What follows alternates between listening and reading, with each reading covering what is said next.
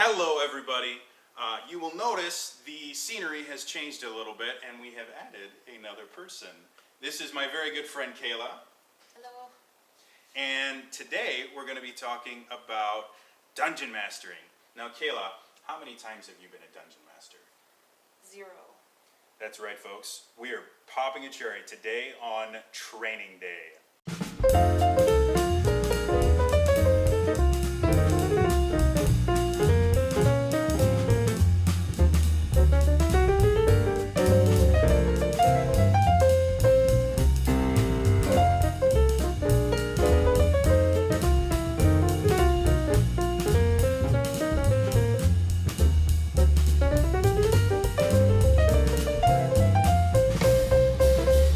Hello again everybody. Again I am joined by my very lovely trainee Kayla, and today we're going to be talking about running a pre-made campaign.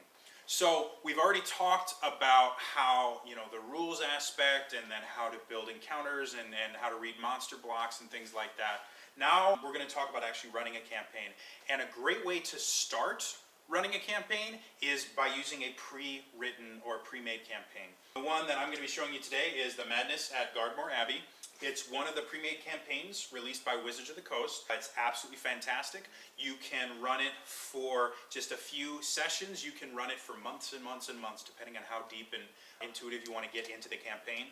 So it's really, really a blast. As far as pre-made campaigns and stuff like that, have you ever played a pre-made campaign that you know of? I'm gonna assume so. I mean, no DM that I've ever played with has ever really told me whether it was pre-made or his own. I mean, I just assume most of them are pre-made. Depending on how you want to run it, sometimes you'll just tell your players flat out, hey, this is a pre-made campaign. Sometimes you'll just weave it into your story. I know my personal campaign that I run, some of it is completely written by me. I've weaved in a few pre-mades in there because they fit really well, and I thought the pre-mades were fun. It all depends on how you want to do it. So there's 3 basic pieces to every pre-made campaign. And the first one you're going to get in The Madness at Gardmore Abbey, it actually has a full book dedicated to it, is the background. And as you can see, this one actually has 2 different books dedicated to the background. You have this, which is the overall background of the encounters and things like that, and the history of Gardmore Abbey and the deck of many things and things like that. And it's really a good read. And then the other one is about the characters and their motivations and things like that. When you're starting running a pre-made encounter, you want to start by reading the background. There's normally a synopsis of the whole adventure in there as well, and you want to be familiar with it before you start running it.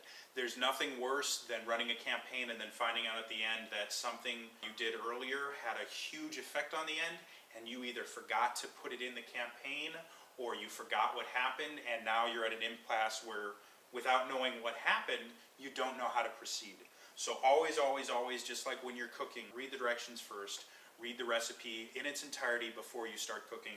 So read the adventure before you start running it, so you know what's going to happen at the end, and so you don't miss anything.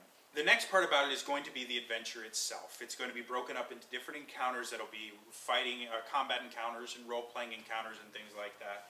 And that's where you're actually doing it. You'll normally have this right behind your DM screen, and it has things like block text.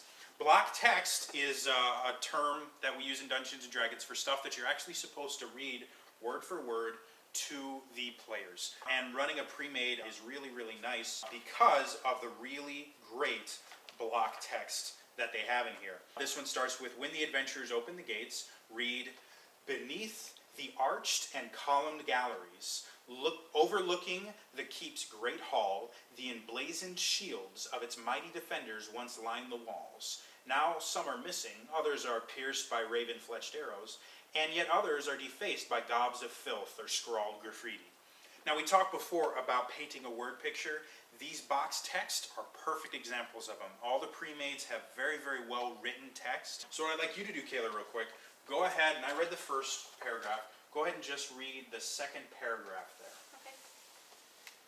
At the far end of this reeking chamber, 2 curving stairways rise to either side of a landing where the galleries meet.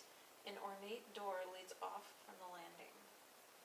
So, just from reading that little snippet, what are your kind of feelings on box text and things like that?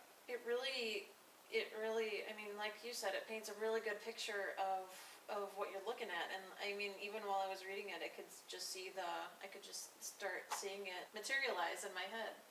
And this is another great thing when you start running your own campaigns. If you're a good writer and you enjoy, doing stuff like this, you will have a blast creating your own campaigns, and you'll really enjoy this too, because you'll be able to appreciate how well written it is. If you're not as good, you're not quite as creative in the text department as maybe someone else, this is a great place to start, because you will have examples of really well-written text that you can kind of base your own block text on. I mean, reading that really gives you a good word choice. So if you were going to write yours, I mean, it makes you sound more Oh yeah. professional.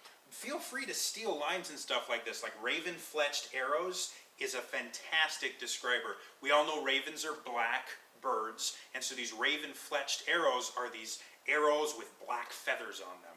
And it's just very descriptive, and it gives you a lot of color in just 3 words, raven-fletched arrows. So feel free to steal little words and stuff like that out of this to use in your own campaigns. And then the other thing you'll notice is it also is going to have your monster blocks. Normally they'll either be right in each encounter, or some of them that are a little bit more combat heavy will actually have a beast area at the end where it'll say you need this monster and this monster and this monster, and then you just look them up. It'll normally be like alphabetical order, and you just look up the ones that you need and pull the monster blocks out. And their tactics and everything like that. And then they'll also have a map here that shows you where the monsters are supposed to be, where the player characters are supposed to be, so everything is really done for you.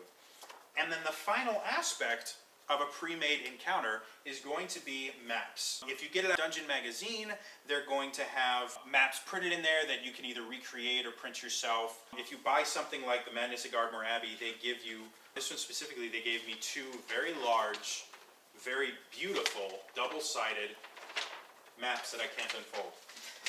There we go. Beautiful double-sided maps. You can see they're full color. They're already pre-squared for 4th edition, so you don't have to worry about making grids or anything on it. And they're absolutely fantastic. So quite literally, if I want to run this encounter, I just take this map out, put it on the table, figure out where the encounter is in the book, and just go for it. It's very, very easy to do. So where can you buy pre-made adventures like this? Well, there's a lot of different places you can get it. I bought mine through Amazon.com. You can find them there. I think this one cost me somewhere between like $20 and $40. If you go to your friendly local game shop, you'll also be able to find quite a few there. I know the one that I go to in Brookfield has the Madness at Gardmore Abbey right there. The other thing that's nice about buying pre-mades is every so often they will give you props to use as well. This one came with these gorgeous full color deck of many thing cards. Each one has a really great illustration. The boxed ones by Wizards of the Coast are fantastic. The other place you can find them is in Dungeon Magazine. Dungeon Magazine is a monthly magazine that Wizards of the Coast puts out, and normally it'll have 3 or 4 different adventures in there that you can run for your group, and it'll have everything you need to run it right there, except again the maps, you either have to print them out or draw them yourself. But they're fun. I think I've done 3 different Dungeon Magazine. I'm going to be running this one for my group in a little bit. They're really, really great. And how much do they cost? The ones that I purchased was about somewhere between like $20 to $40. If you find them on sale, you might be able to find them for like $15 or $20. It depends on how extravagant the adventure is. Like this one had a full deck of cards. It had a bunch of monster tokens. It's really an extravagant package, and it had full color maps in that. The ones that don't have as much with them, where they're more text and things like that, will be a lower price point. You can also download from, I think it's Drive-Thru RPG, you can download PDFs of adventures as well. You can purchase them right through there. I've seen them as cheap as like $5 or $6. You don't get maps or anything with it, but you'll get PDFs that have everything that you need to run it. So, So that's all for pre-mades, and that's all for me today. So I will see you at the next training session. Bye.